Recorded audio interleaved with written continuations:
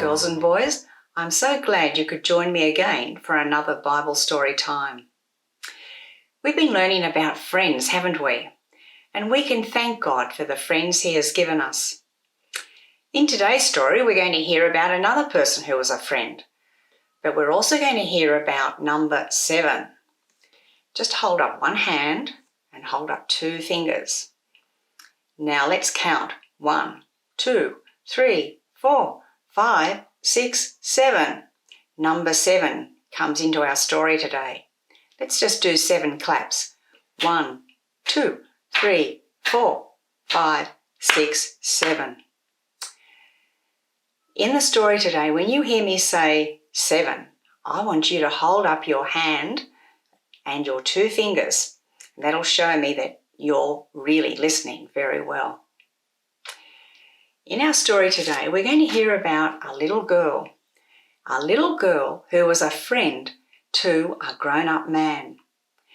Now, this little girl was actually a servant. She had been born in Israel, but she was living in a different country. As a servant, it meant that she did work for some other people, and those other people were a man called Naaman and his wife, Mrs. Naaman. We're not told what sort of work this little girl did. Maybe she helped clean the house, maybe she helped wash some clothes or do some cooking. Mr. Naaman was a very important man. Mr. Naaman was in charge of the king's soldiers. And he was, I think, very rich. But Mr. Naaman and Mrs. Naaman were sad. You see, Mr. Naaman had realised that he had a disease called leprosy. He had discovered some white spots on his skin, and they were not going away. This was very serious, and he didn't know what to do about it.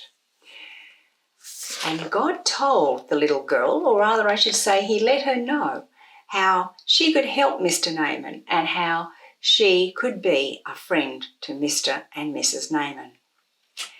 What happened is this. The little girl was talking to Mrs. Naaman one day, and the little girl said to Mrs. Naaman here, "In my country there is a man called Elisha. He's a man of God.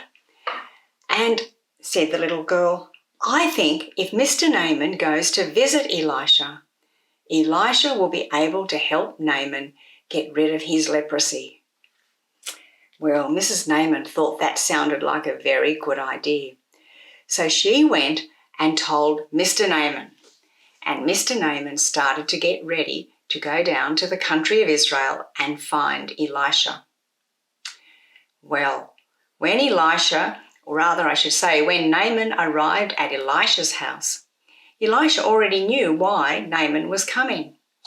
And Elisha sent his servant down to talk to Naaman.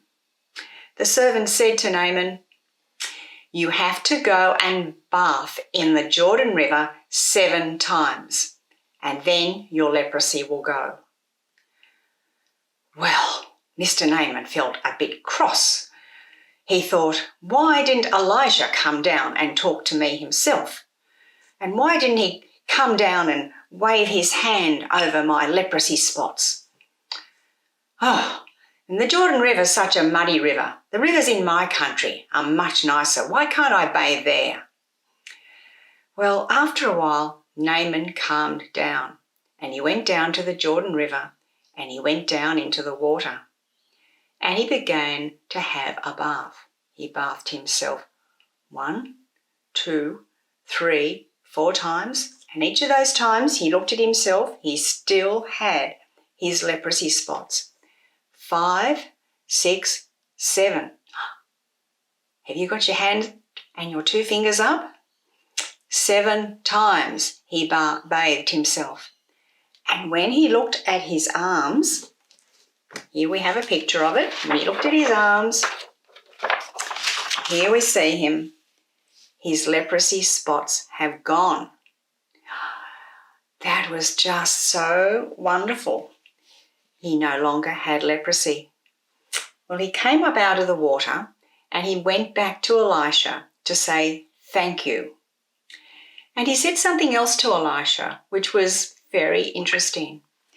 Naaman said to Elisha, "Now I know that the God of Israel is the one true God." Do you know our little girl here, this little servant girl? She was a friend to Naaman. She helped him be cured of his leprosy. And she also helped him to know who the one true God is.